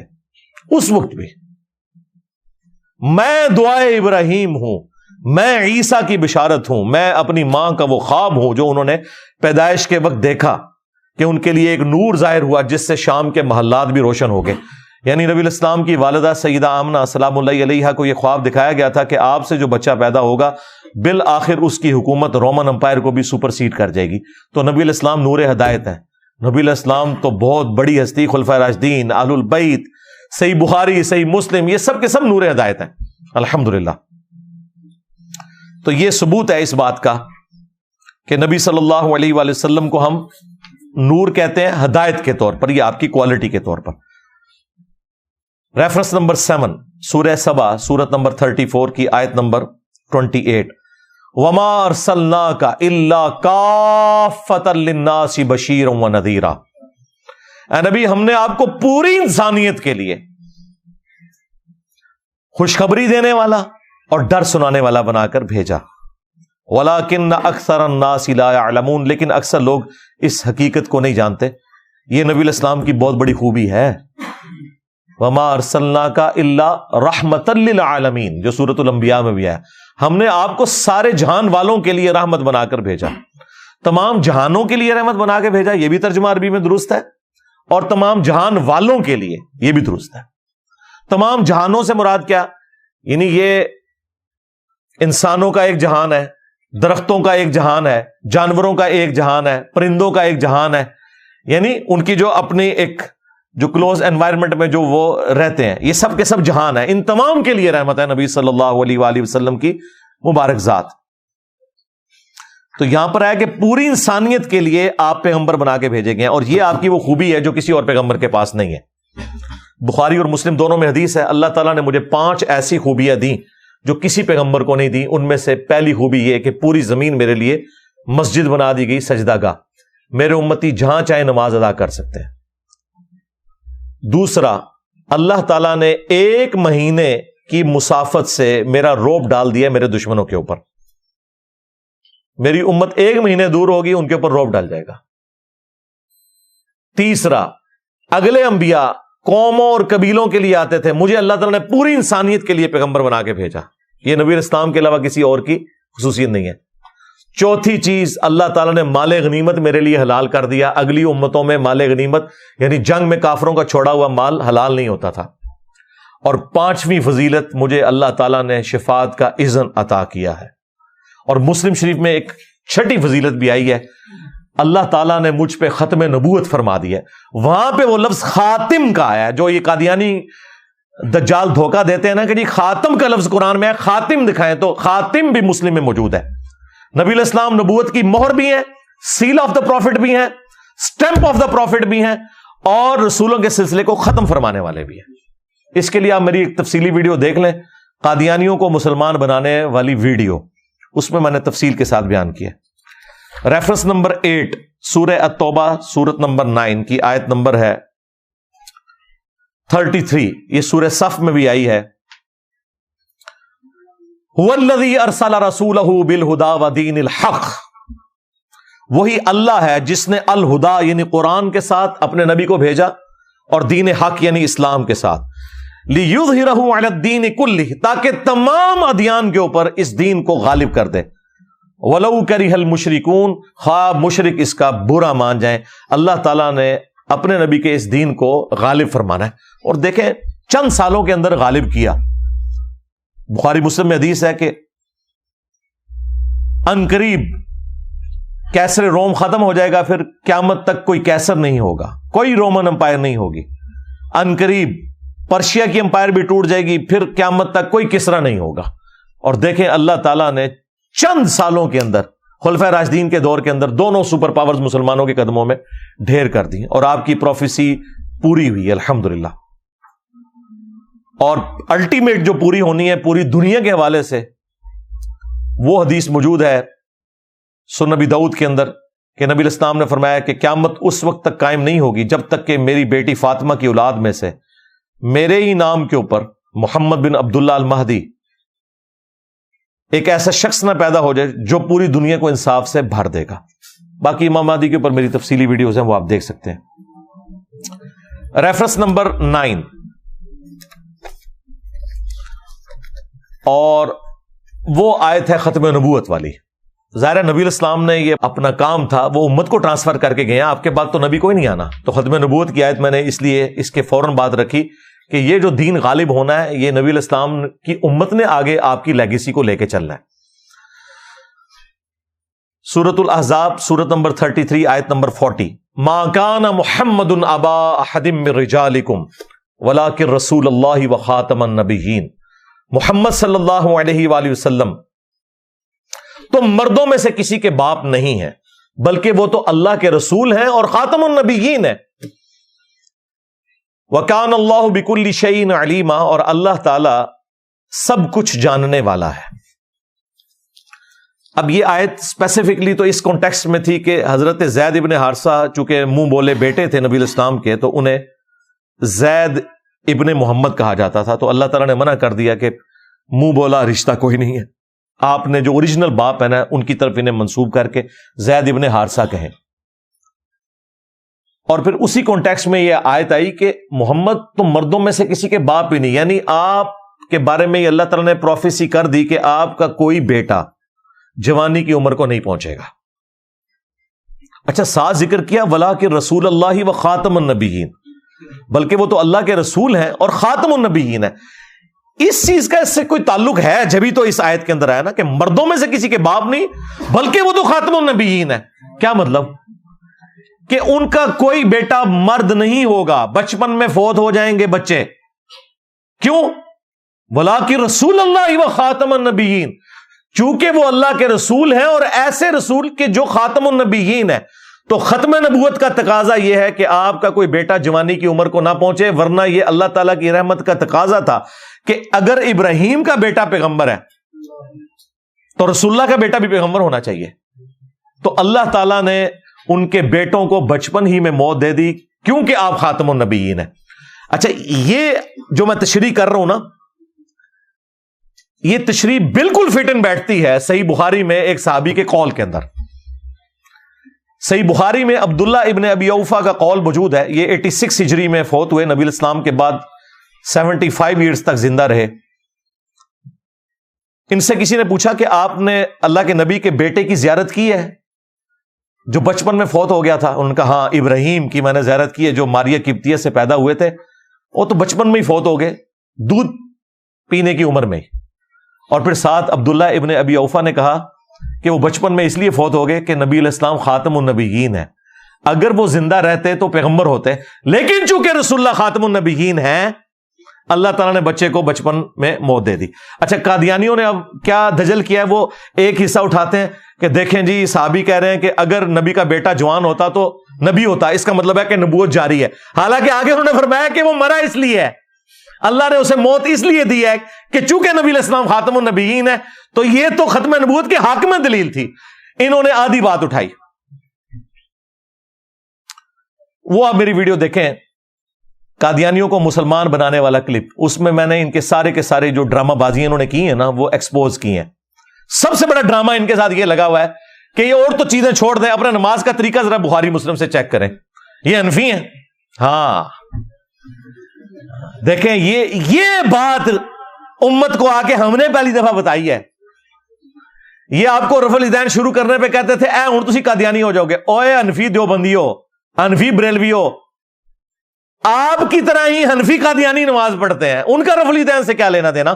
جس طرح وہ بخاری مسلم کے منکر ہیں نا، تم بھی بخاری مسلم کے منکر ہو۔ تو یہ جتنے بھی فرقے ہیں یہ سب کے سب اگر قرآن و سنت کے دلائل کی روشنی میں اپنے آپ کو خود چیک کریں تو انہیں پتا چل جائے گا کہ انہوں نے کیا دو نمبری کی ہوئی ہے ان کے بزرگوں نے ان کے ساتھ، بلکہ ان کے بزرگوں نے کیا کام ڈالا ہوا ہے ان کے فرقے کے ساتھ۔ Reference number 10، third last. اب یہ ذرا سخت باتیں شروع ہونے لگی ہیں ہمارے حوالے سے، میں نے اس کو اینڈ پہ رکھا تھا تاکہ اپنی ذمہ داری بھی ذرا ہم فیل کریں نا۔ وہی بات جو نبی علیہ السلام کے حق میں آئی تھی کہ آپ شاہد ہیں، جس کو انہوں نے حاضر و ناظر کہا، وہ تھا اللہ کے لیے گواہی دے کر اس انسانیت کے اوپر آپ صلی اللہ علیہ وآلہ وسلم نے حجت تمام کیا اور اس امت نے بھی یہی کام کرنا ہے۔ آخری آیت ہے سورۃ الحج، سورۃ نمبر 22، آیت نمبر 78، وَجَاهِدُوا فِي اللَّهِ حَقَّ جِهَادِهِ، اور دیکھو اللہ کی راہ میں جہاد کرو جیسا کہ حق ہے۔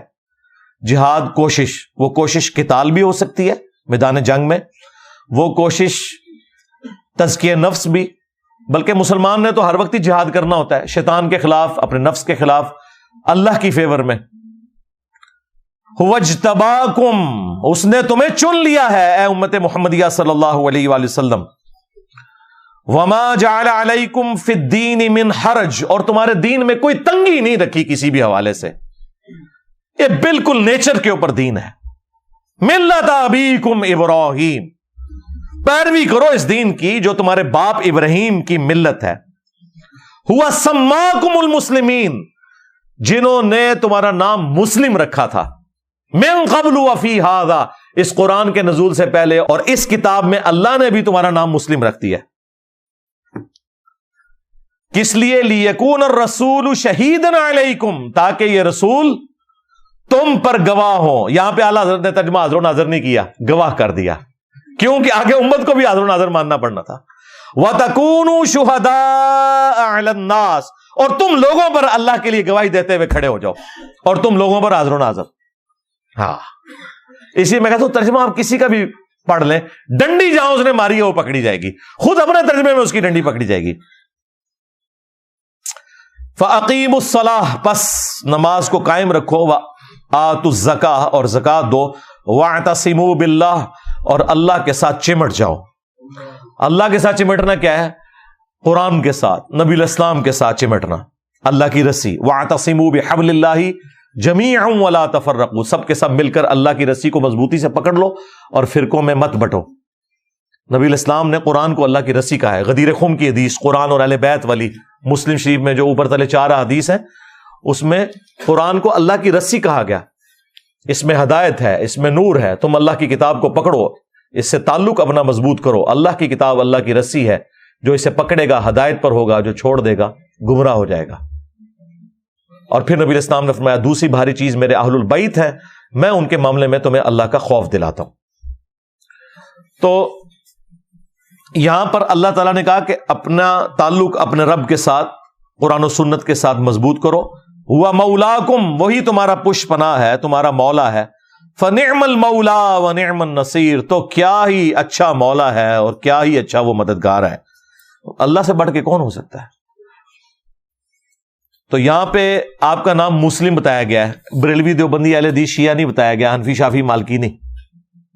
وہ کہتے ہیں نہیں جی مسلمان ہی ہے نا سرکار، آپ کسی بھی بریلوی دیوبندی اہل حدیث شیعہ کی مسجد میں جائیں اور وہ آپ سے پوچھے کہ آپ کون ہیں اور آپ جواب میں کہیں کہ میں مسلم ہوں، تو وہ آگے سے آپ کو لازماً کہے گا میں کافر ہوں۔ یہ وہ جو چڑ جاتا ہے، یہی اشارہ ہے کہ یہ مسلم نام سے چڑھتے ہیں. اچھا اگر کافر نہیں ہو تو کسی مسجد میں مسلم کیوں نہیں لکھتے ہو؟ اپنے تو سارے بابے سال لگائے ہوئے ہیں، حنفی، دیوبندی. ہاں، اہل سنت والجماعت حنفی دیوبندی، اہل سنت والجماعت حنفی بریلوی، بلکہ وہ ول وہ لکھتے ہیں اور یہ واؤ کے ساتھ لکھتے ہیں. وہ کہتے ہیں انہوں نے ول پہ ہے. جو بندیاں ول پہ آ جائے تو بغیر ول والا جڑا جی نا وہ بریلوی لکھتے جے.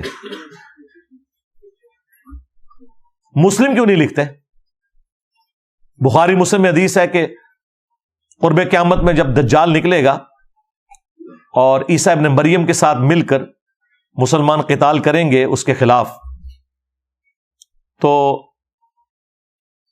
اگر کوئی یہودی میدان جنگ میں کسی درخت یا پتھر کے پیچھے بھی چھپا ہوگا نا، تو وہ درخت اور پتھر بھی بول اٹھے گا اور کہے گا اے مسلم، میرے پیچھے یہودی ہے، اسے قتل کرتے ہیں. یعنی یہ عام حالت میں نہیں قتل کرنا، یعنی میدان جنگ کی بات ہو رہی ہے.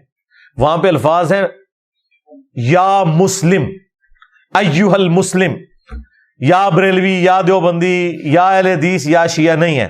ہاں، سوائے ایک غرقت کا درخت نبی علیہ السلام نے کہا وہ پناہ دے گا جس کی کاشت اسرائیل میں کثرت کے ساتھ کی ہے انہوں نے. بڑا گھنا قسم کا درخت ہوتا ہے، ایک جھاڑی ہے درخت نما، وہ پناہ دے گا، وہ یہودیوں کا درخت ہے.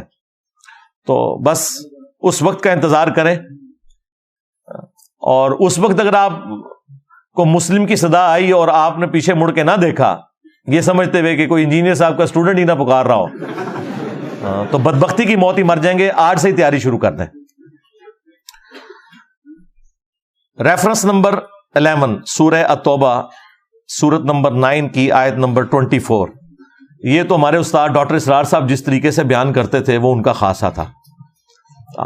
وہ ڈاکٹر اسرار صاحب تو قرآن پھر اس طرح بیان کرتے تھے جس طرح قرآن نازل ہوا ہے. قرآن اس طرح نہیں نازل ہوا جس طرح طارق جمیل صاحب یا غامدی صاحب بولتے ہیں. قرآن اس طرح نازل ہوا ہے جس طرح ڈاکٹر اسرار صاحب بیان کرتے ہیں. اور نبی علیہ السلام بھی اسی طرح بیان کرتے تھے. صحیح مسلم میں حدیث ہے کہ جب نبی صلی اللہ علیہ وآلہ وسلم ممبر پر چڑھتے تو آپ کی آنکھیں سرخ ہو جاتی، آواز بلند ہو جاتی، غصے میں اضافہ ہو جاتا، جیسا کہ کوئی جرنیل اپنی فوج کو تیار کر رہا ہو. تو یہ آنکھیں سرخ ہونا، آواز کا بلند ہونا اور غصے میں اضافہ ہونا ایگریسو سٹائل میں، یہ چیز تھی جس نے صحابہ کرام میں بجلی بھری تھی. اور یہ آیت تو پھر وہ ڈاکٹر سار صاحب جس طریقے سے بیان کرتے تھے. آیت نمبر 12 24 نمبر سورہ التوبہ آیت نمبر 24.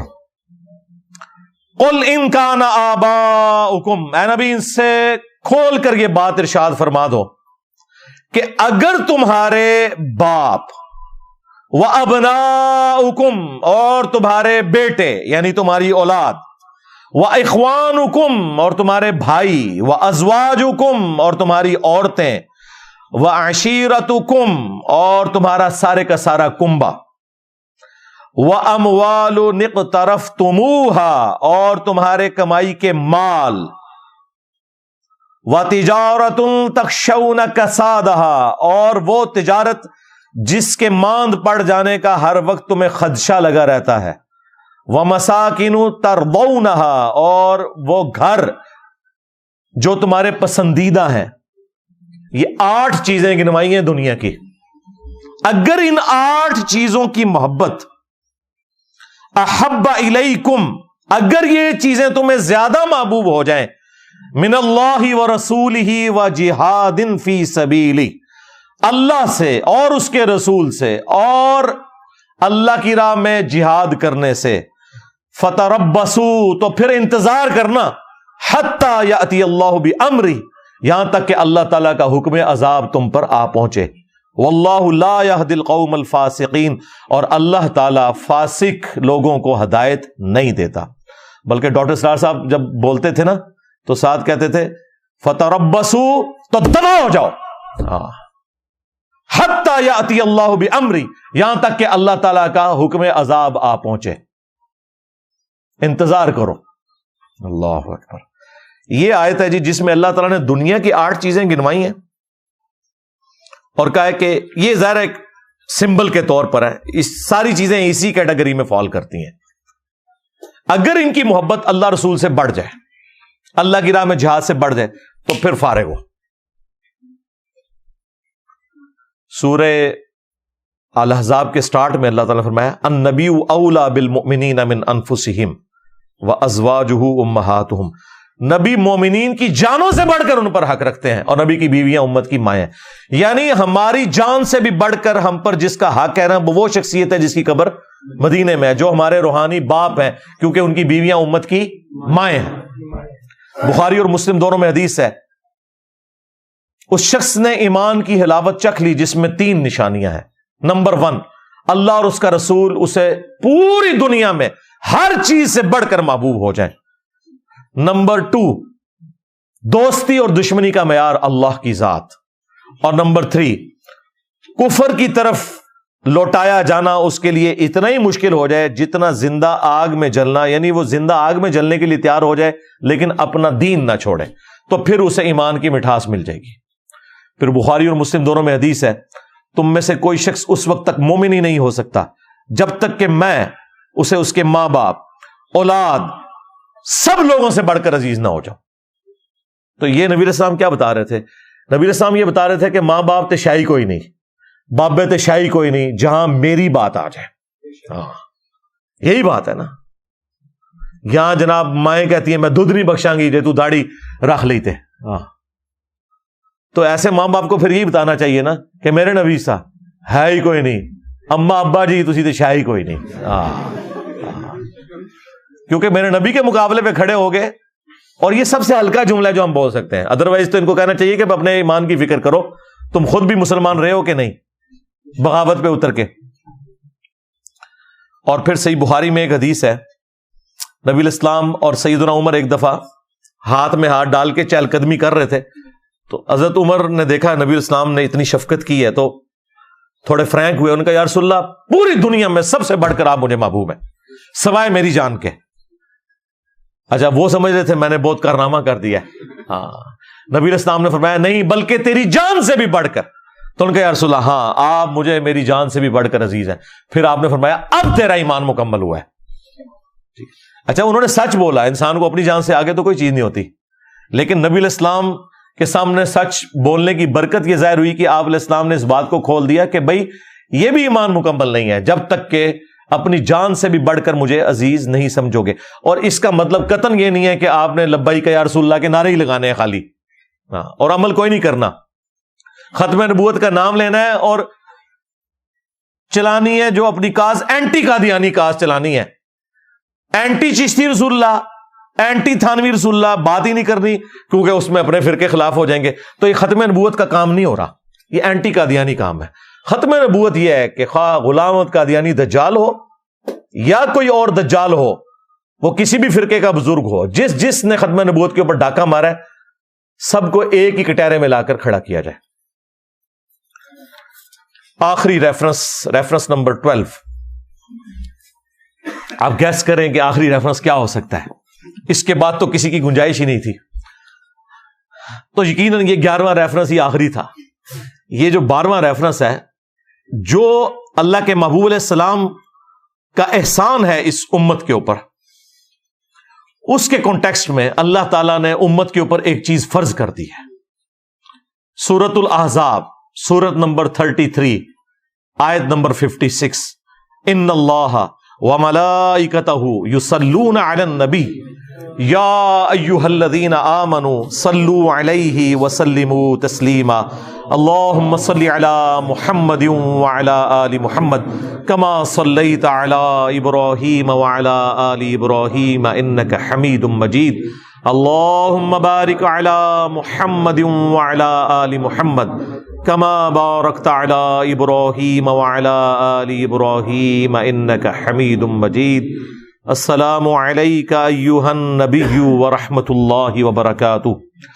یہ آیت جب نازل ہوئی تو صحابہ کرام نے کہا یا رسول اللہ آپ نے ہمیں سلام تو سکھا دیا ہے, السلام علیکہ ایھا النبی, ہم آپ پہ درود کیسے پڑھیں؟ اور بخاری کے تو الفاظ ہیں ہم آپ اور آپ کے اہل البیت پر کیسے درود پڑھیں. تو پھر نبی علیہ السلام نے یہ درود ابراہیمی تعلیم فرمایا. اس کا جو پہلا حصہ ہے یہ بھی پرفیکٹ ہے, اللہم صلی علی محمد وعلی آل محمد.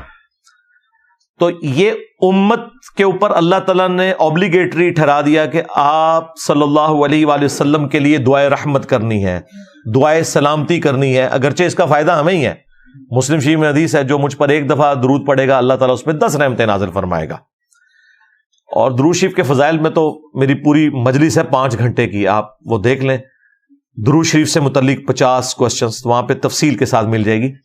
بہرحال اس آیت میں امت کو یہ تعلیم کیا گیا ہے کہ جس نبی کا یہ آپ پر احسان ہے، جس نبی کو اللہ تعالیٰ نے ذریعہ بنایا آپ کی ہدایت کا، آپ نے ان کے لیے دعا کرنی ہے۔ اس لیے ہم دیکھیں ہماری نماز اسی چیز کے ساتھ جڑی ہوئی ہے، ہم نماز میں بھی درود شریف پڑھتے ہیں، آگے پیچھے بھی، مسجد میں جاتے وقت بھی درود شریف ہے، اور درود شریف کو اپنا حرز جاں بنانا ایک مومن کی نشانی ہے، الحمدللہ۔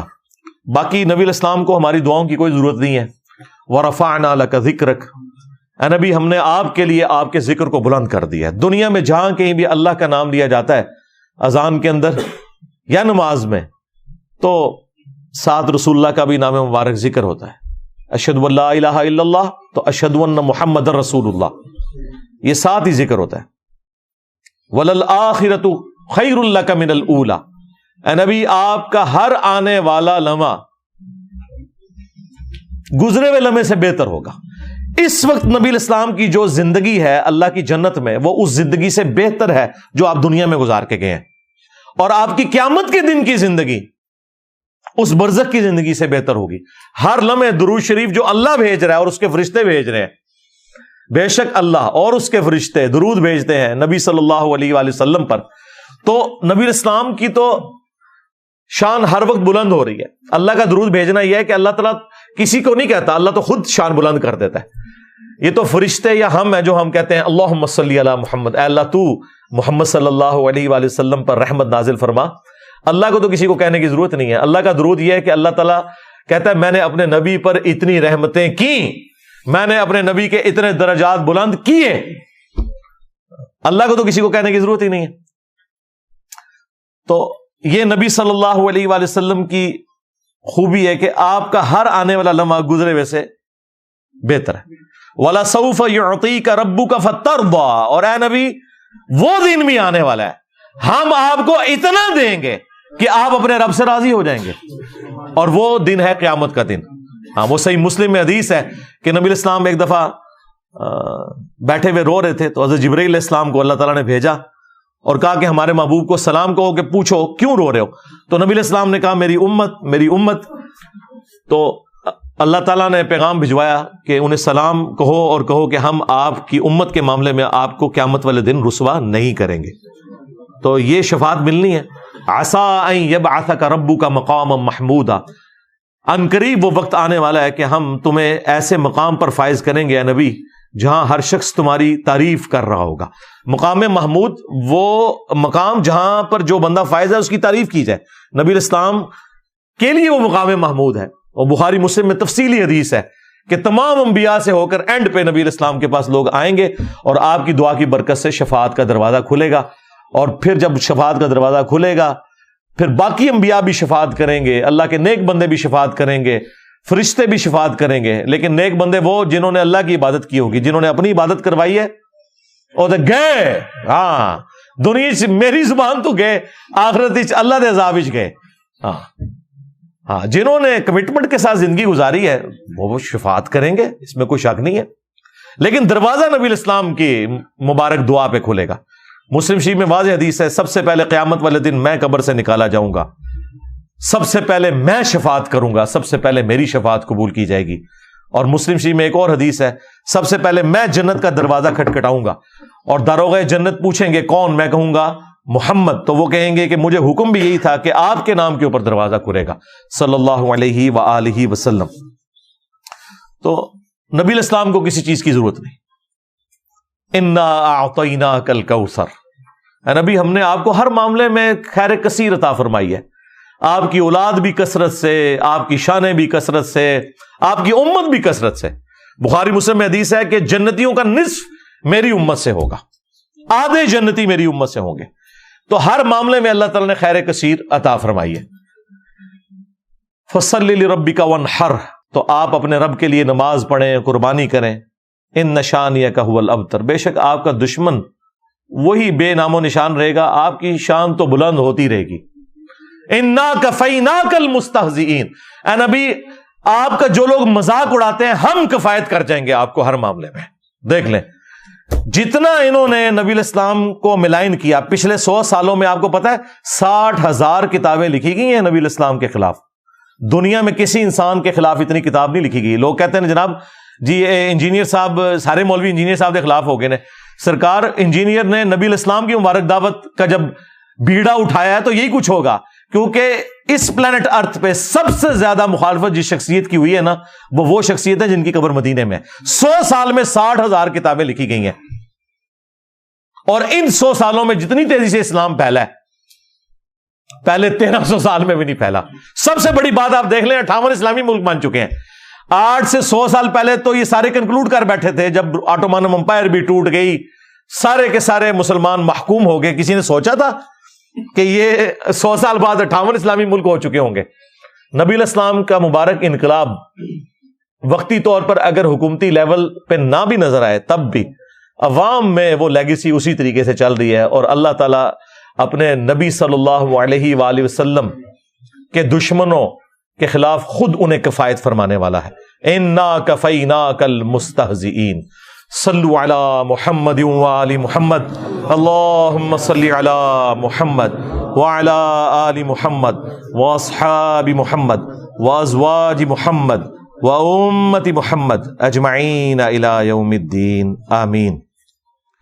اللہم انی اسألک بانک انت اللہ لا الہ الا انت الاحد الصمد الذی لم یلد ولم یولد ولم یکن لہ کفوا احد وَإِلَٰهُكُمْ إِلَٰهٌ وَاحِدٌ لَا إِلَٰهَ إِلَّا هُوَ الرَّحْمَٰنُ الرَّحِيمُ. الف لام میم. اللہ لا الہ الا هو الحی القیوم. اللہم صلی علی محمد وعلی آل محمد. اللہم ربنا آتنا فی الدنیا حسنہ وفی الآخرۃ حسنۃ وقنا عذاب النار. ربنا آتنا من لدنک رحمہ وَهَيِّئْ لَنَا مِنْ أَمْرِنَا رَشَدًا. لَا إِلَٰهَ إِلَّا أَنْتَ سُبْحَانَكَ إِنِّي كُنْتُ مِنَ الظَّالِمِينَ. اللهم اغفر لحينا وميتنا وشاهدنا وغائبنا وصغيرنا وكبيرنا وذكرنا وأنثانا. اللهم من أحييته منا فأحيه على الإسلام ومن توفیتہ منا فتوفہ علی الایمان. اے اللہ جن جن بھلائیوں کا سوال تیرے محبوب صلی اللہ علیہ وآلہ وسلم نے تجھ سے کیا، ہمارے حق میں، ہمارے ماں باپ کے حق میں، ہمارے بیوی بچوں کے حق میں، پوری امت کے حق میں قبول و منظور فرما. جن جن چیزوں کے شر سے تیرے محبوب صلی اللہ علیہ وآلہ وسلم نے تیری پناہ طلب کی، تمام مسلمانوں کو ان چیزوں کے شر سے اپنی پناہ عطا فرما. بالخصوص اے اللہ انڈیا میں، کشمیر میں، چائنا میں، فلسطین میں، یمن میں، عراق میں، شام میں، افغانستان میں، پاکستان میں، جہاں کئی مسلمان کس پرسی کی زندگی گزار رہے ہیں، غیب سے ان کی عزت، آبرو، جان و مال کی حفاظت فرما. اے اللہ حاضرین کے دلوں میں جو جو نیک اور جائز دعائیں ہیں قبول فرما. حاضرین کے جو چھوٹے بڑے رشتہ دار فوت ہو چکے مغفرت فرما، جو بیمار ہیں انہیں شفا عطا فرما. یہ تمام دعائیں تمام مسلمانوں کے حق میں قبول و منظور فرما. اے اللہ ہمارے ملک پاکستان کی خیر فرما، پورے عالم اسلام کی خیر فرما، اندرونی اور بیرونی خطرات سے محفوظ فرما. سبحان ربک رب العزت عما یصفون وسلام علی المرسلین والحمد للہ رب العالمین. وصلی اللہ علی النبی الکریم وعلی آلہ واصحابہ اجمعین الی یوم الدین، آمین.